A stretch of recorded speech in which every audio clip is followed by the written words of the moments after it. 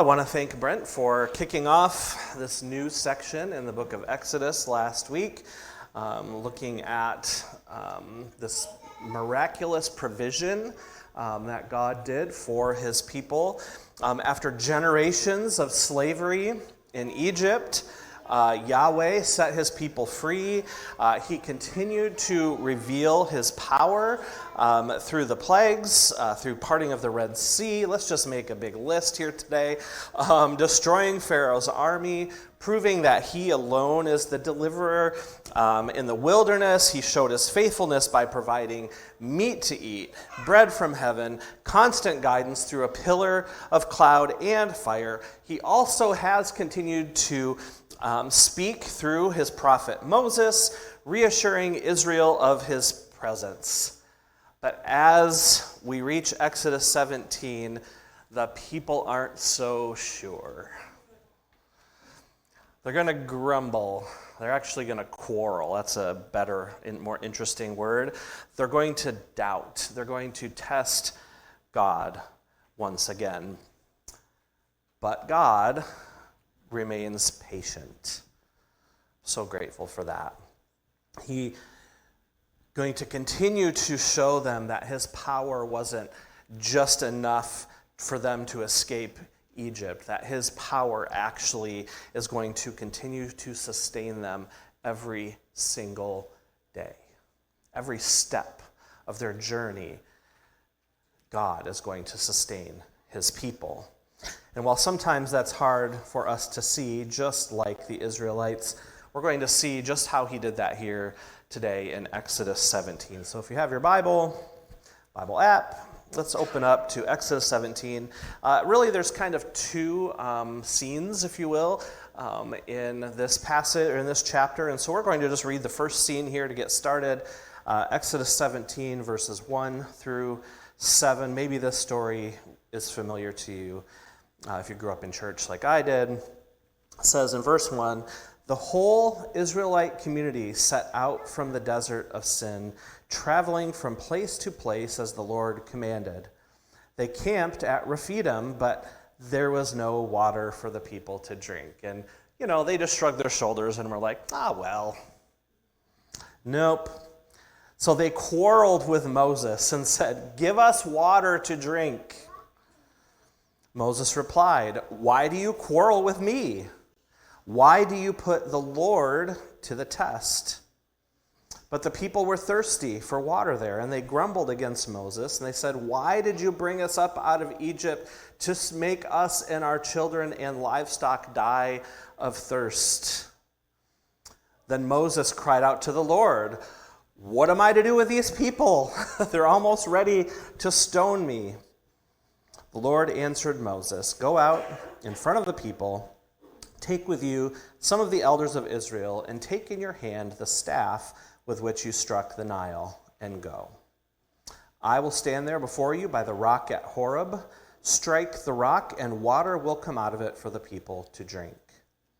So Moses did this in the sight of the elders of Israel, and he called the place Massah and Meribah, because the Israelites quarreled and because they tested the Lord, saying, "Is the Lord among us or not?"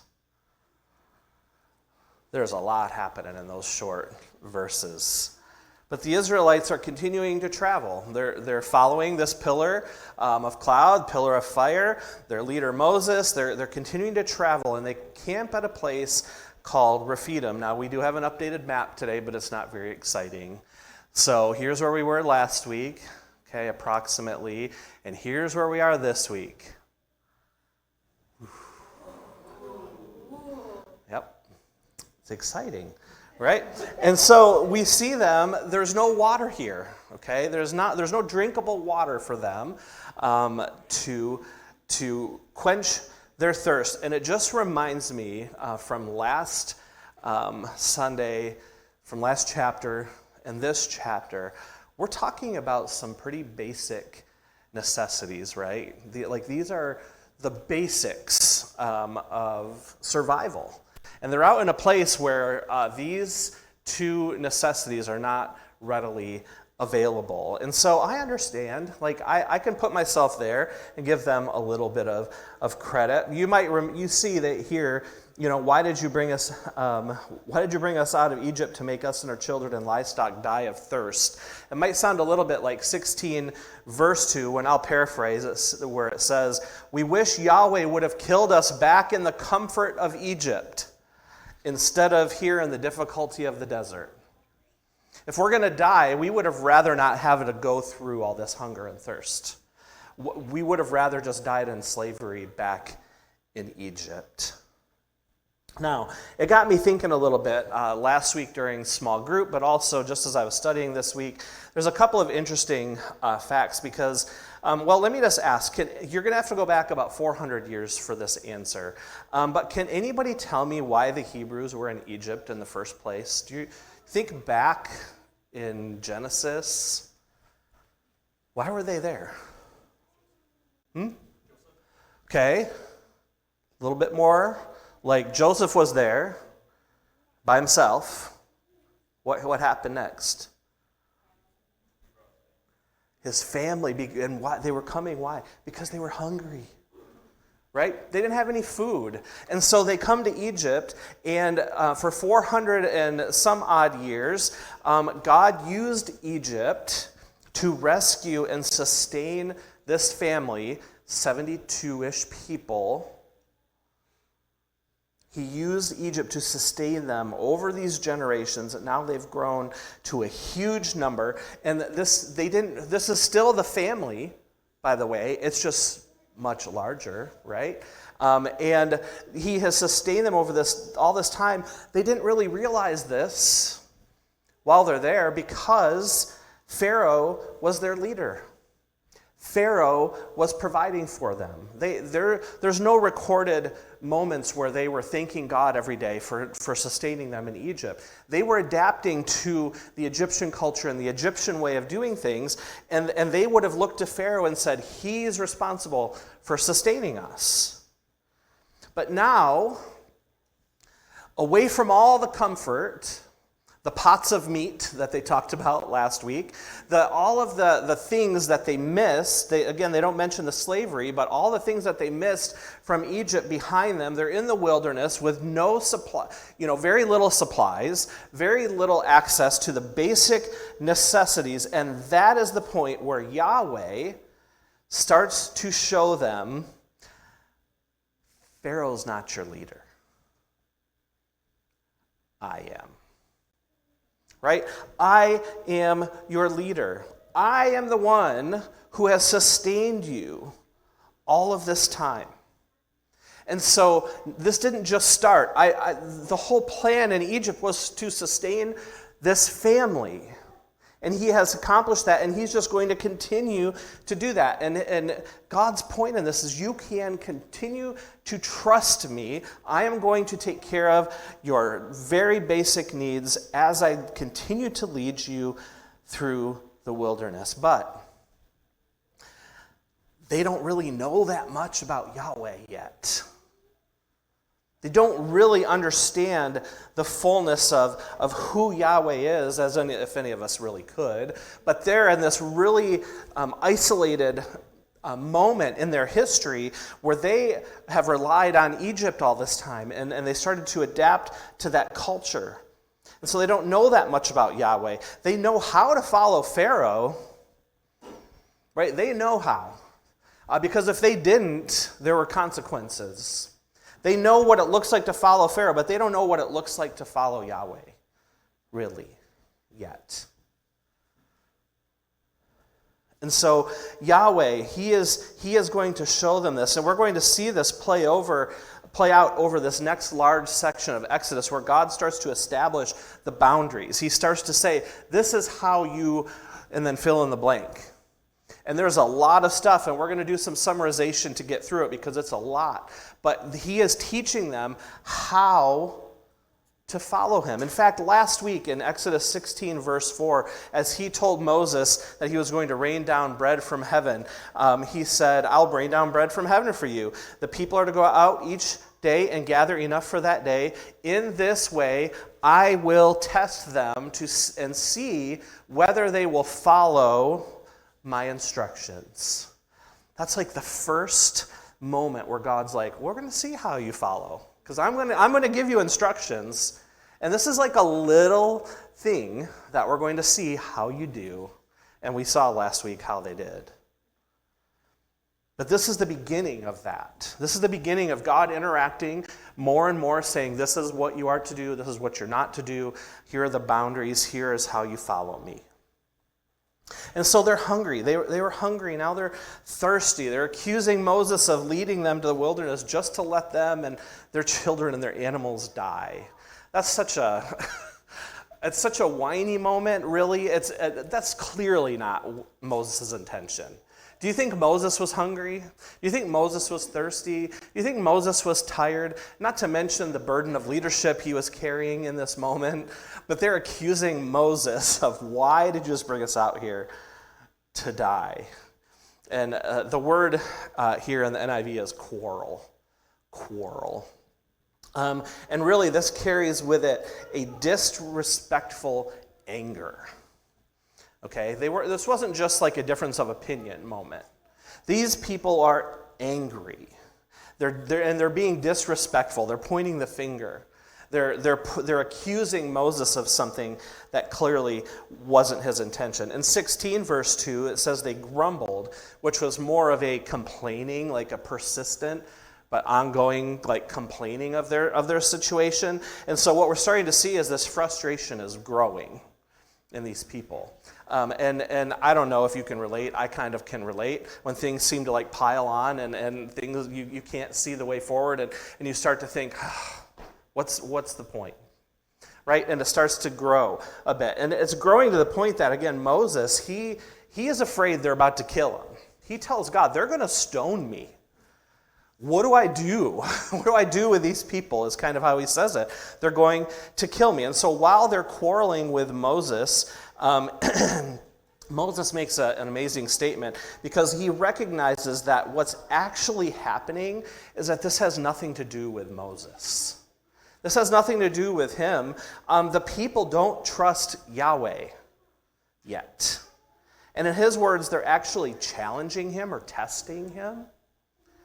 You know, if we're really your people, you would fill in the blank.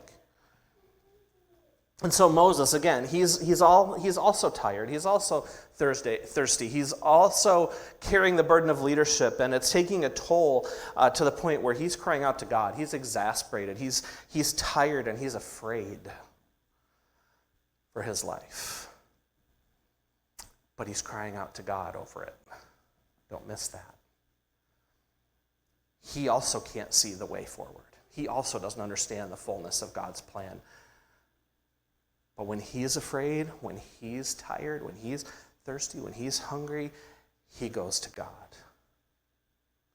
And as a good leader, he goes to God on behalf of his people. And so, as is his custom, God answers and provides. We don't see a hesitation. We don't see anything but God saying, all right, here's what you're going to do because I'll take care of this. Thank you for asking. He tells Moses, go out in full view of the people. Make sure that the elders are present. And oh yeah, take that staff with you. And maybe you remember this staff from earlier in this narrative. Remember the snakes and the blood, the river of blood, the frogs, the gnats, the hail. Remember that staff is what God says. Take that staff, which is not powerful in of itself. It's symbolic of God's power. But he says, take it and go hit a specific rock with it. He says, go hit that rock at Horeb with it. And I'm going to provide water for people. Now again, desert, dry, rocks. Not really what I would be thinking of as a place of water. Maybe there's like a little like concave area in the rock that has collected some water, maybe from overnight, the dew, or maybe there was a little bit of rain, and so it collected some water, and so when he hits the rock, the water just kind of spills out a little bit. No. This water is going to gush out, and it's going to provide hydration for about how many people? Yeah. Where does all this water come from? You got it. God. God provides this water. I have to think he probably sent a little extra for the animals too. It's incredible what happens here. Don't miss verse 6, because I read over it and I kind of glossed over it here. But verse 6 says this: I will stand there before you, God talking to Moses, by the rock at Horeb. Not only am I going to show you which rock I want you to hit, I'm going to stand there with you. I will be there with you, Moses, as you do this. It's incredible. Don't miss that. God is there. He is there. It's not about Moses. It's not about the staff. It's not about the rock at Horeb. It's all about the presence of Yahweh. This is what he's trying to teach his people. And this is what we still need to learn over and over still today. His presence is what matters. It makes all the difference. As often happens at the end of this first little section, the place where this happened is given a new nickname. Actually, it's given two. Massa, which means testing, and Meribah, which means quarrel. Beautiful, right? I'm not sure those are the two things I would want to remember about God's provision in the face of my quarreling and testing. That, oh yeah, that's where we... yeah, because it makes me look like I didn't trust God or something. Right? But Moses, he renames this area just that. So they do remember. This needs to be seared into their memory banks so that they remember the amazing, once again, provision of Yahweh. He provided meat to eat. He provided bread from, I'm just going to give you this list again, bread from heaven, constant guidance through the pillar of cloud and fire, water from a dry rock now. He's continuing to speak through Moses, reassuring them of his presence. And so we get, and here's why. Here's why. The last verse 7, we get a clear explanation of where Israel's hearts were at that point. Because it says specifically, they tested the Lord, saying, and I don't know if they said this out loud, probably some of them did, but God knows our hearts, and what they were saying ultimately is, the Lord among us or not? Those foolish Israelites. They had all this evidence of who God was and what he had done for them and how he had taken care of them over and over and over, and they just still doubted. They still didn't trust him. They still were like, is there even a God? And if there is he even here or not? We're thirsty. Foolish Israelites. I don't need to be sarcastic and say, well, you would never do that over anything. Maybe even less life-threatening than not having our basic necessities of food and water.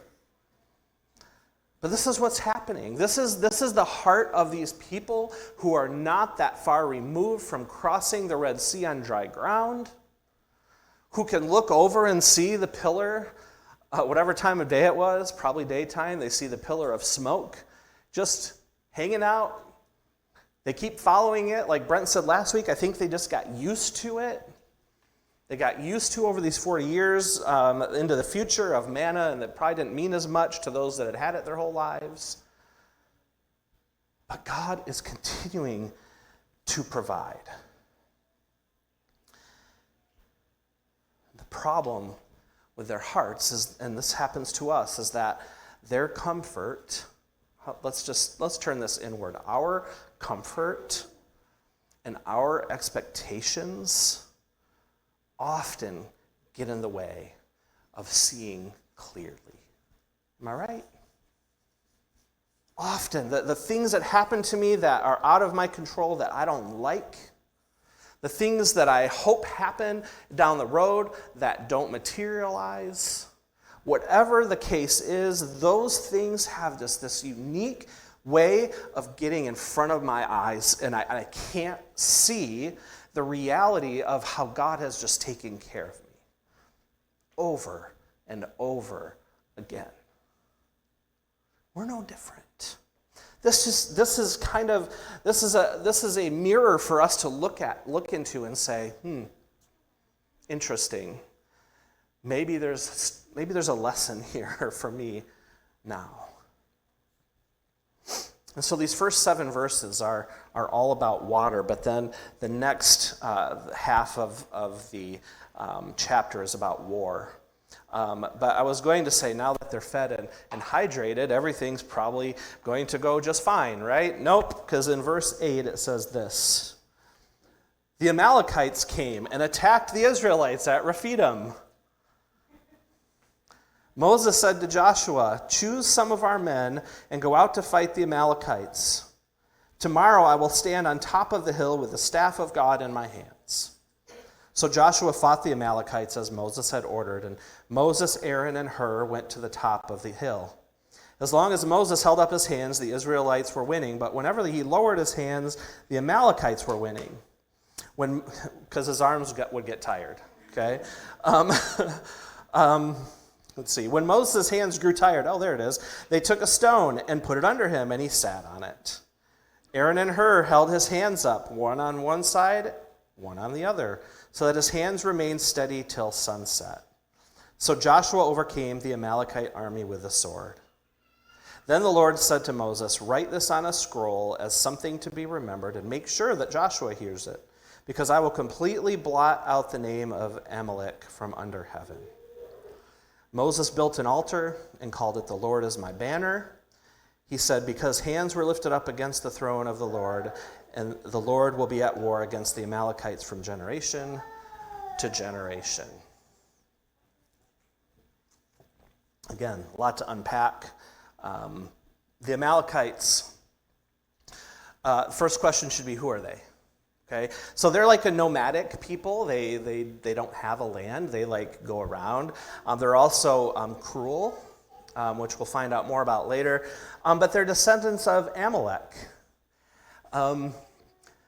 So Amalek was the grandson of Esau. All these Genesis themes are continuing to play because who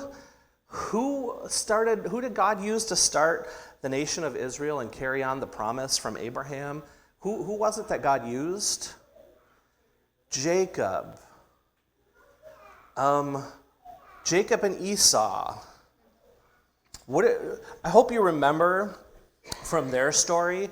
Remember, they were the twin brothers who fought over who would carry on the family blessing that was promised to Abraham's line. God chose the second-born, Jacob, but there was a lot of dysfunction. You may recall there's this fighting, and so these brothers, through their ancestors, are kind of still fighting in this story, and they're attacking Israel, who are God's chosen people, who are traveling. Now, what we're seeing here in Exodus 17 is only the first attack by the Amalekites, and we're not given much detail here, but as we often do, and because Mara loves it so much, I'm just going to show you a couple verses from Deuteronomy that are going to give us some insight. That's an inside story maybe at this point.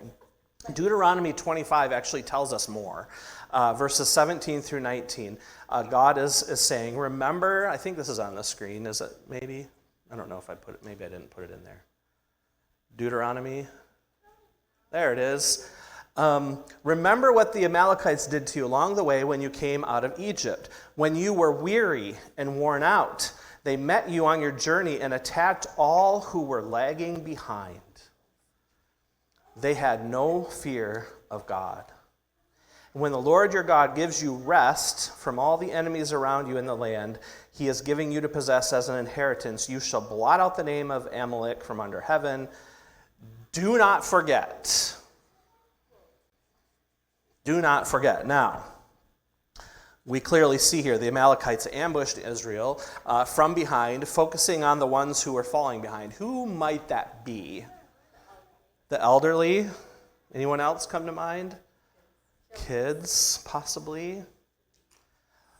Like, cruel. Right? They were taking advantage of an opportunity, looking at this weary group of 2 million-ish people and their animals, and they attack those who can't kind of keep up very well. And Moses, we're going to talk a little more about this because this is an important moment, I think, in the nation of Israel.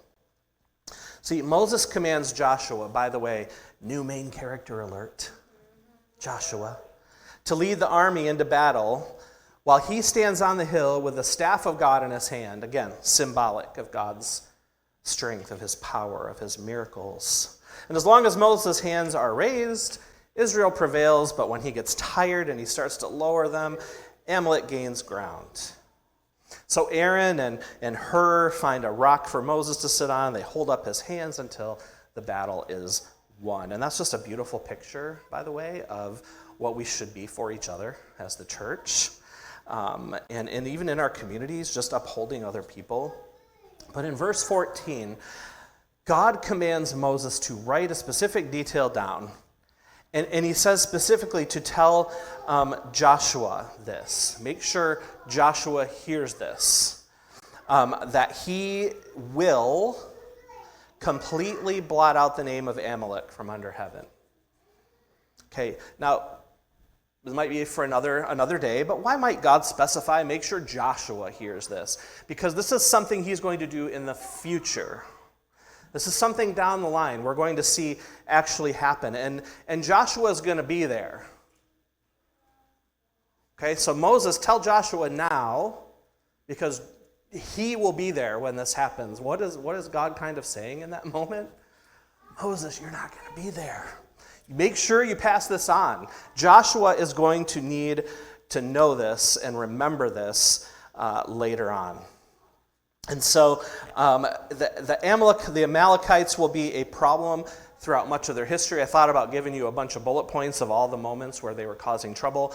You can Google that, and I just didn't have the time for that. But they will be a problem. They'll be a thorn in the side to Israel for much of their history. But here's the question we need to quickly look at. We just sang this morning, and I didn't know what songs we're going to sing, a song that over and over and over reminded us that God is love. God is love. And yet here, God is talking about eliminating an entire group of people. Now, as a believer, that's hard for me to understand. You know who has a really hard time understanding that? People who don't follow God. And often, people look back at stories like this in the Old Testament and they say, I can't follow a God like that. So why, at basic terms, why would a God who is love command this? Seems so harsh. It is. It's a harsh judgment, no doubt. And that's a really important question, and I think we should pause on that here. We should have some bit of understanding of what is God doing in this moment? Because on the surface, it does sound harsh, but when you dig into the story, you'll see a little bit clearer, and that's why it's nice that we're going through this narrative, because God's judgment is not impulsive, it's not cruel, it's not, taking out those people from behind. It's righteously just, because Israel, think about it this way, Israel was not invading anybody else's land in this moment. They weren't posing a threat to the Amalekites. They were recent slaves. They were tired. They were hungry. They were traveling through the desert, and the Amalekites ambushed them, again, from behind, targeting the weak, probably the elderly, children. And in Deuteronomy 25:18, you see this little phrase I had highlighted there. It said they had no fear of God. This doesn't mean they didn't believe in Yahweh, although I don't think they did. That's not what that means. They had no fear of God means is that they were defiant. They were doing this in the face of Yahweh. They didn't care. Not only did they not believe, they didn't care. This wasn't just disbelief. This was defiance in the face of God. And God did not immediately, impulsively wipe them out. That's not what happened. He said in Exodus 17, really what he's doing is making a promise for the future. That I'm going to be patient with them. But this is going to be the end if this is the way that they continue. And so over centuries of time before this promise actually is carried out, this judgment, centuries go by with opportunities for repentance over and over and over. But still the Amalekites would continue to attack. They would continue to raid. They would continue to enslave other people in defiance of God. So God's command wasn't, hey, Israel, go destroy people you don't like. If you don't like them, just wipe them out. No, this is God righteously executing judgment on a group that's defined by violence and rebellion toward him. I'll also remind you, in the same way that God later judged Israel. Israel didn't have to experience, they had to experience consequences of their own action as well, their own unfaithfulness. God used neighboring nations like Assyria and Babylon to enslave them over time because of their lack of following him. And so what this does is it shows that God's justice is consistent. It's not about ethnicity. It's not about favoritism. It's about righteousness and accountability. And so God executes that here, and he says, this is what's going to happen, and make sure Joshua knows about this because he's going to be in a place where he needs to be to help with this plan if need be later. And so I don't expect that to answer everybody's possible questions. I don't expect that to make this comfortable. It's uncomfortable. It should be. This should be uncomfortable for us. But it also reminds us that God's mercy and his justice are not like opposite things. Like his mercy is massive. His patience will extend hundreds of years for these people. But his justice is real. It is something that is real and it's righteous. And so after Israel's victory over the Amalekites, Moses builds an altar. And he names it, "The Lord is my banner." Jehovah Nisi, Yahweh Nisi.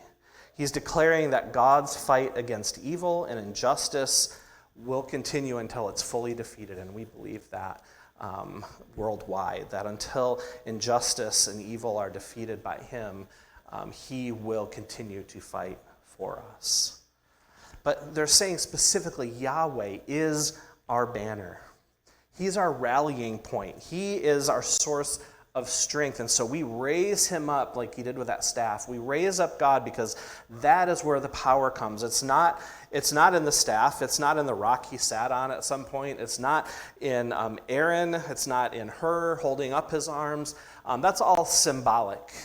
It's all symbolism of the fact that God is the one fighting for them. He is their banner. He is their, as I said, their rallying point. He is the one they come around and they praise and worship him. And they're just starting to learn this. This is another example of them learning of this power. And again, it's been symbolic through this staff all of this time.